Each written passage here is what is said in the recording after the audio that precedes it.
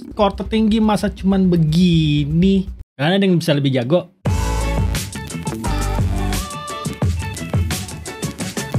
Selamat datang lagi di Jagat bersama saya, Rama. Kemajuan game di mobile gadget seperti smartphone dan tablet bisa dibilang makin asik.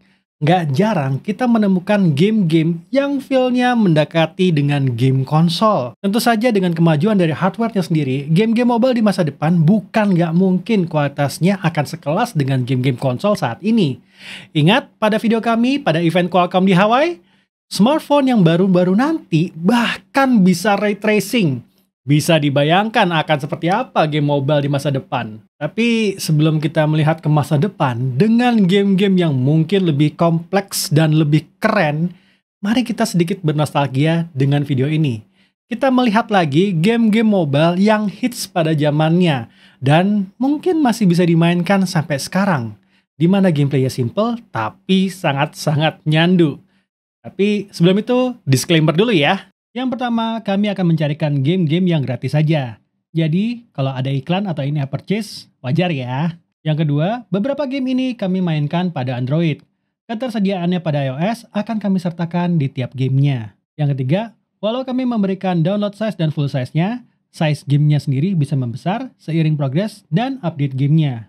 Oke, kita mulai saja dengan game pertama kita yaitu Bejeweled Classic, dirilis di Android oleh EA pada tahun 2014 dengan download size 59MB dan full size 100MB. Sebelum ada yang namanya Candy Crush, salah satu penyumbang uang paling besar untuk Activision Blizzard, ya, King adalah anak perusahaan Activision Blizzard, ada yang namanya Bejeweled. Game puzzle ini bahkan sudah hadir sejauh dari zamannya Palm.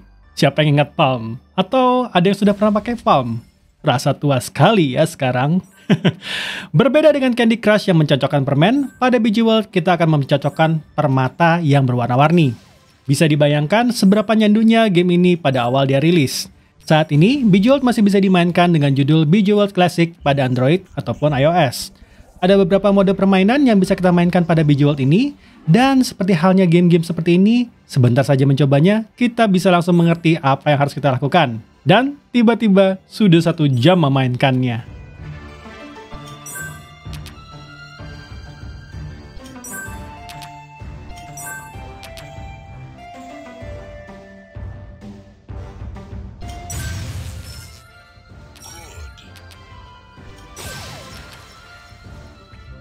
Cut the Rope, dirilis di Android oleh Zeptolab pada tahun 2012. Download size game ini 51MB dengan full size 81MB. Gameplay dari Cut the Rope ini cukup simpel. Potong tali yang mengikat sebuah permen untuk diarahkan ke monster hijau yang lucu bernama Om Nom yang akan memakannya. Cukup simpel bukan? Dengan art style dan animasi yang lucu, kami merasa game ini cukup menua dengan sangat baik. Bahkan ketika kami memainkan lagi game ini, masih terasa fun-nya bisa memecahkan puzzle untuk memberi makan si Om Nom ini.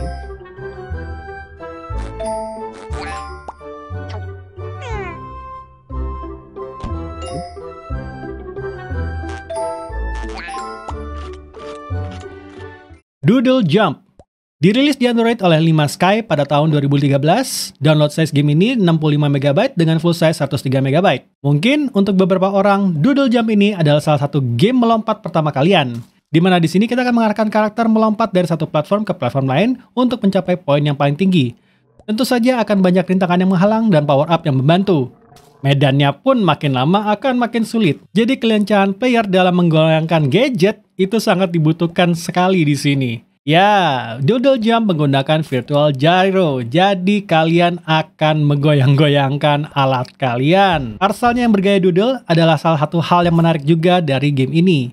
Pada saat kami mainkan game ini masih dalam masa Christmas.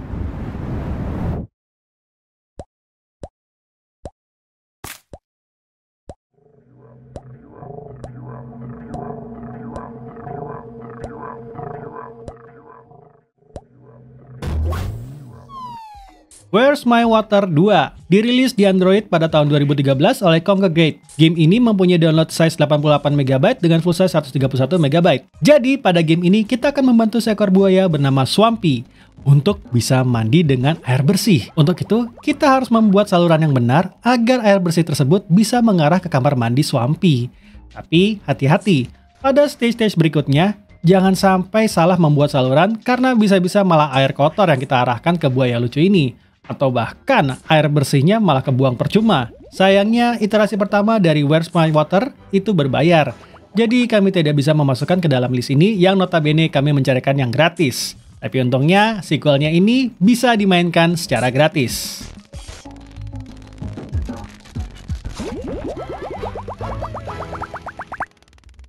Temple Run dirilis di Android oleh Imangi Studios pada tahun 2012 dengan download size 48 MB dan full size 119 MB. Temple Run mungkin adalah game pertama yang mempopulerkan genre runner di mobile dengan sudut pandang punggung karakter. Di seri pertamanya ini kita berlari kabur dari kejaran monyet jahat yang menjaga sebuah harta karun. Cara mainnya pun cukup mudah.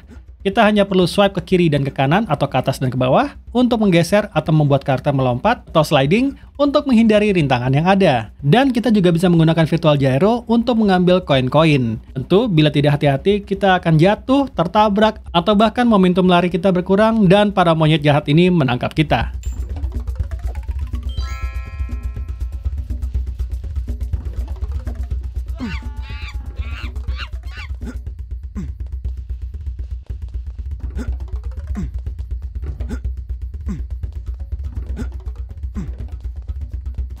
Fruit Ninja dirilis di Android oleh Half-Break Studios pada tahun 2011 dengan download size 142 MB dan full size 268 MB. Bisa dibilang salah satu game pelepas stres paling efektif pada zamannya. Atau mungkin masih. Kita hanya perlu memotong buah-buah yang dilempar untuk mendapatkan poin dengan cara nge-swipe.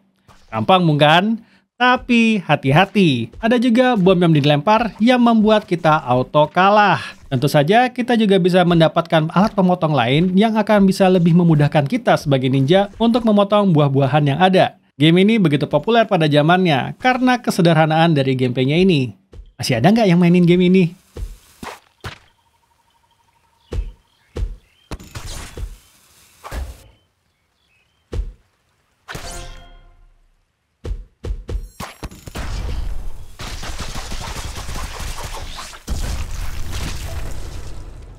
Plant vs. Zombie dirilis di Android oleh EA pada tahun 2014 dengan download size 101 MB, full size-nya 154 MB. Oke, siapa sih yang nggak kenal dengan game ini? Game dengan genre tower defense yang menggunakan tanaman untuk bertahan dari serangan zombie.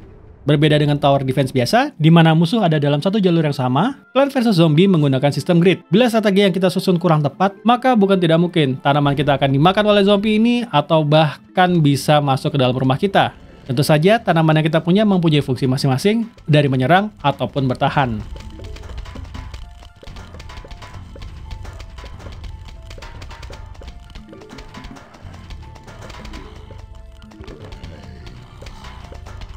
Itu dia tadi game-game nostalgia pilihan kami yang masih bisa dimainkan. Seperti yang kami bilang di depan, kami mencarikan yang gratis. Jadi jangan heran kalau beberapa game ini sudah ada iklannya atau bahkan microtransaction-nya. Hah? Kenapa? Kok nggak ada Angry Birds? Oh ya, bentar. Angry Birds 2 dirilis di Android oleh Rovio pada tahun 2015 dengan download size 261 MB dan full size 429 MB. Siapa yang tidak mengenal Angry Birds? Dan apalah mobile gaming tanpa game yang satu ini? Tapi kenapa kita memilihkan iterasi kedua pada video ini yang terbilang relatif lebih baru? Ini karena Angry Birds yang pertama sudah tidak bisa kita download lagi pada Play Store. Iterasi pertamanya sempat dicabut oleh Rovio yang kemudian kembali dengan nama Angry Birds Classic. Sayangnya game ini tidak available di Play Store region kita. Jadi kami memilihkan Angry Birds 2 yang masih mempunyai gameplay yang mirip, namun dengan beberapa penyesuaian dan terasa sedikit lebih update dari animasi dan art style-nya, tapi tetap mempertahankan rasa klasik Angry Birds-nya itu sendiri.